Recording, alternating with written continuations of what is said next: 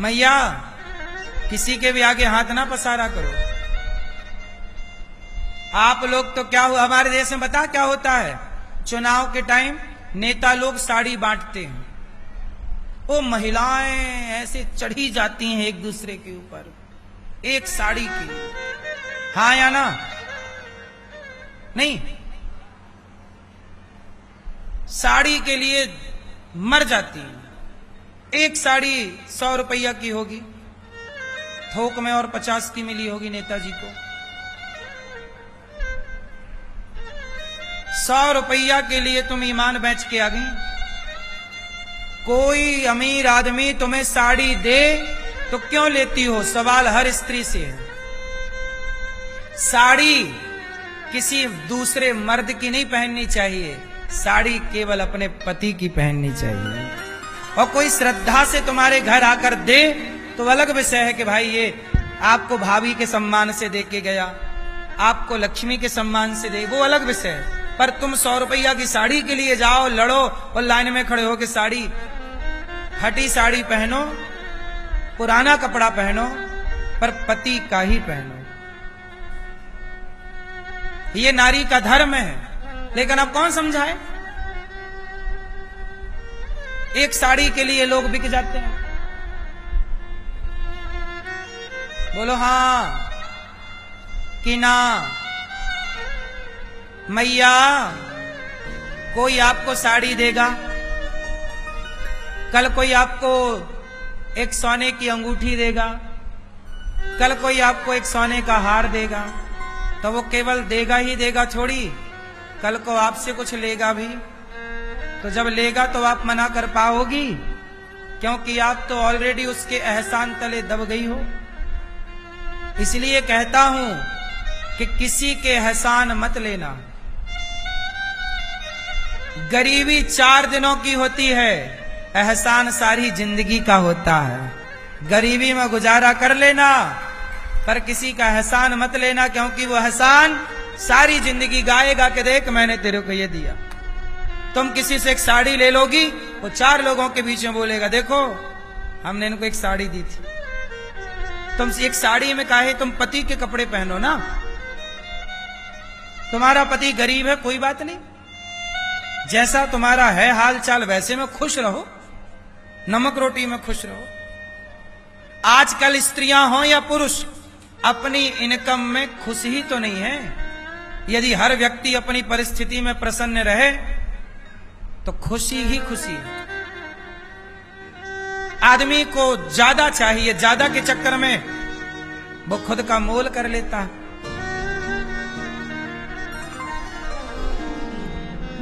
स्त्रियों को इस बात का, कौन कौन स्त्रियां इस बात का ध्यान रखेंगी, कोई तुम्हें नेताजी 100 नहीं 1000 की साड़ी दे तो भी लेने का नहीं।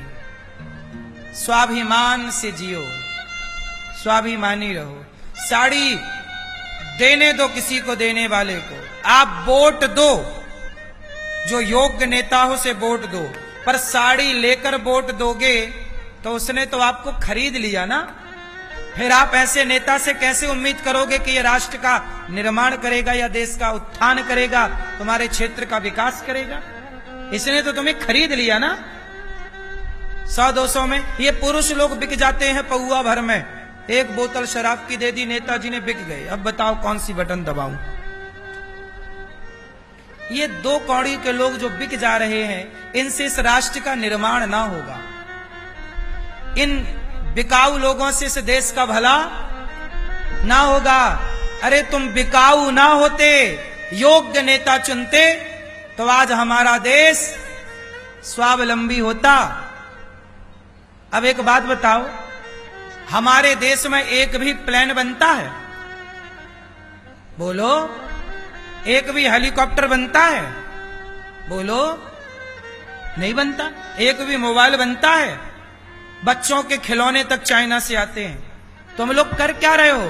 नेताजी के टुकड़ों पे पल रहे हो बस। अरे स्वाभिमानी बनो, देश के लिए कुछ सोचो। जो जनता बिक जाती है ना, उस बिकाऊ जनता से और खरीदने वाले राजा से इस देश का कल्याण ना होगा। जनता ईमानदार हो और नेता ईमानदार हो, तब जाके राष्ट्र का निर्माण होता है। आज हमारे देश में एक भी विमान नहीं बनता। क्यों नहीं बनता?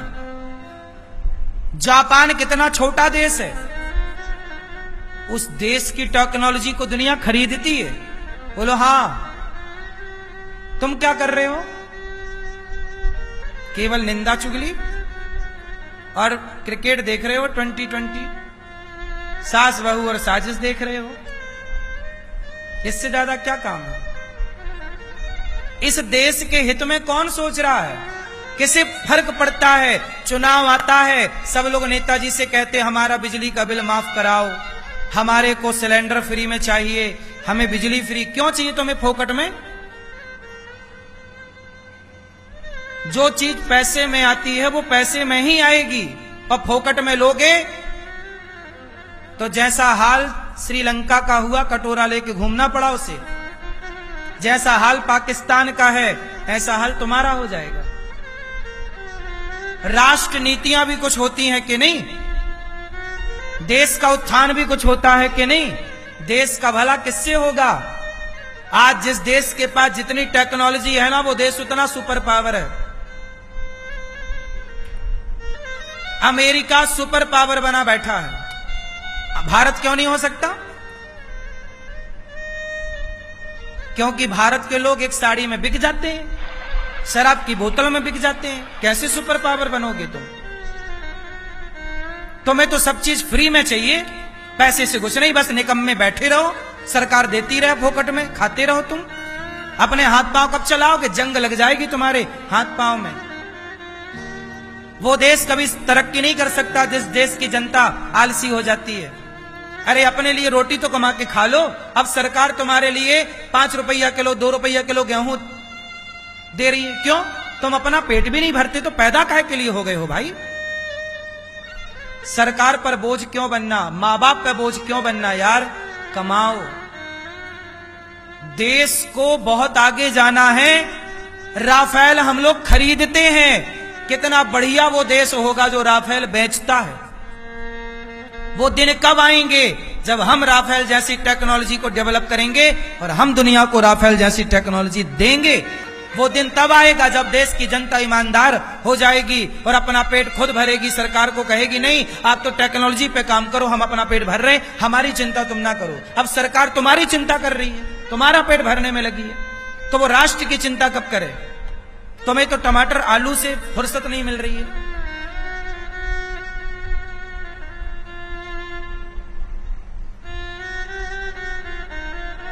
यूक्रेन नाम का देश कुछ दिनों बाद नक्शे से हट जाएगा। अभी वर्तमान में 2 देशों का, इजराइल और इराक का, इजराइल और ईरान, ईरान का युद्ध चल रहा है। विनाश तो होगा ही। कल को भारत पर युद्ध चालू हो जाए, किसी देश ने अटैक कर दिया, तो भारत की तैयारियां क्या हैं? फिर अभी पाकिस्तान से हमारा ऑपरेशन सिंदूर हुआ, सफल रहा, हमारी सेना आगे आई। लेकिन आपने देखा होगा आज के सदी का युद्ध सेना नहीं लड़ती, आज के सदी का युद्ध टेक्नोलॉजी लड़ती है, मशीनें लड़ रही हैं। हाँ या ना? सिंदूर, ऑपरेशन सिंदूर से देखा कि नहीं? कौन लड़ा युद्ध? सेना लड़ी के टेक्नोलॉजी लड़ी? फिर तो वो टेक्नोलॉजी हमारे देश में कहां है? कल को दूसरा देश बंद कर दे, मैं नहीं देता अपनी मिसाइल, क्या कर लोगे? मैं नहीं देता अपने विमान, क्या कर लोगे? गुलाम हो जाएगा ये देश फिर से। इसलिए देश को आर्थिक रूप से मजबूती होनी चाहिए, और आर्थिक मजबूती तब होगी जब जनता सेल्फ डिपेंड होगी।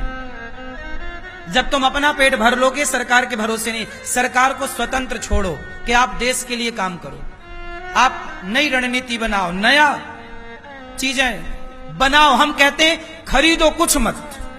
इस देश में खोपड़ी की कमी नहीं है, टैलेंट की कमी नहीं है। बनाओ। इस देश को आगे ले जाना है तो नई नई चीजों का आविष्कार करना होगा। बोलो हाँ, ये युग ही टेक्नोलॉजी का, मशीनों का युग है। वरना मेरी मां सुरक्षित ना रहोगे आप। चाइना आंख दिखा रहा है अपने को।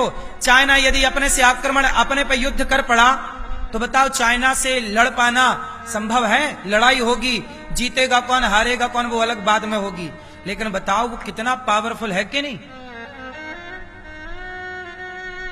चाइना अमेरिका को आंख दिखा देता है, अमेरिका सरेंडर हो जाता है। फिर पावर चाहिए मेरी मां, जनता का सपोर्ट चाहिए इस देश को। फ्री में बिको मत, वरना आने वाली पीढ़ी तुमको पूछेगी कि हमारे पूर्वज तो केवल फ्री की सिलेंडर, फ्री की सीट, बसों में फ्री में किराया, फ्री का फोकट का तुम्हें सब चाहिए। तुमने बच्चे पैदा किए हैं सरकार के भरोसे पैदा किए हैं, तुम अपना कमा के खवा भी नहीं सकते।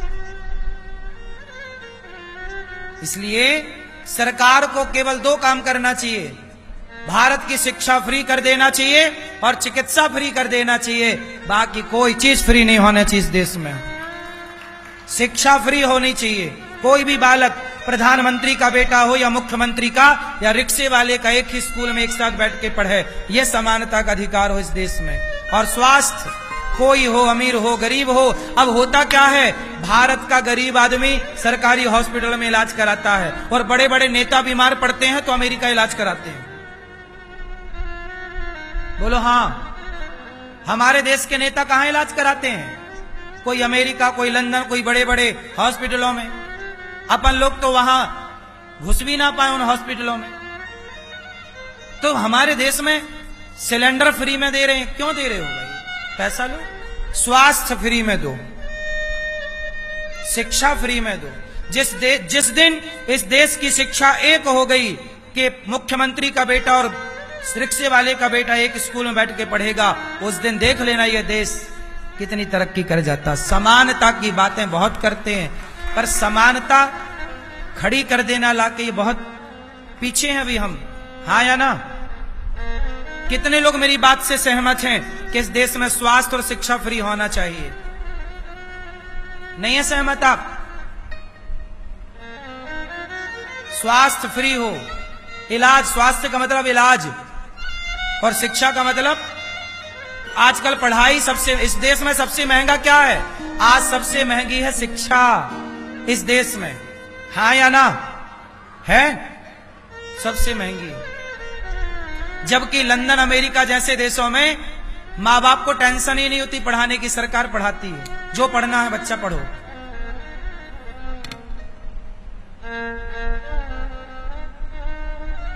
मैया थोड़ा भारत माता के बारे में भी सोचा करो, अपने देश के बारे में सोचा करो कि कल हम पे युद्ध होगा, कोई अटैक कर देगा तो हमारी तैयारियां हैं क्या? वो तो मोदी जी का भला करो कि वो बेचारे राफेल लेके आ गए और ऐसी विमान लेके आ गए जो भारत में थे ही नहीं। वो लगे हुए हैं। लोग कहते थे तुम बाहर क्यों घूम रहे हो, ये राफेल आया तो कितना हंगामा किया इस देश के कुछ नेताओं ने, लेकिन वो राफेल कितने काम की चीज है? उसी से ना देश की सुरक्षा होगी। आजकल जमाना इसी का साहब, ऐसे राफेल हमें बनाने चाहिए। खुद की टेक्नोलॉजी पे हम काम करें। भाई राफेल बनाने वाला भी तो कोई इंसान ही है, भगवान ने थोड़ी बनाया है, तो हम क्यों नहीं बना सकते? उसके लिए पैसा लगता है, देश के पास पैसा होना चाहिए। अमेरिका के पास बहुत पैसा है, पता है आपको? पूरी दुनिया में सबसे ज्यादा ताकतवर अमेरिका क्यों है? ताकतवर कैसे होता है? उसके पास सबसे ज्यादा मिसाइलें हैं, उसके पास ऐसी ऐसी मिसाइलें हैं जो पूरी दुनिया में किसी के पास नहीं है। वो टेक्नोलॉजी पे काम कर रहा है और कुछ चीजें ऐसी बनाता है कि वो बना के किसी को बेचता नहीं है, क्योंकि दूसरे के पास चली जाएगी तो उसकी पावर कम हो जाएगी, वो अपने पास रखता है। हमें भी ऐसी करना चाहिए सुपर पावर बनने के लिए। पर ये तब होगा जब देश की जनता समझदार होगी।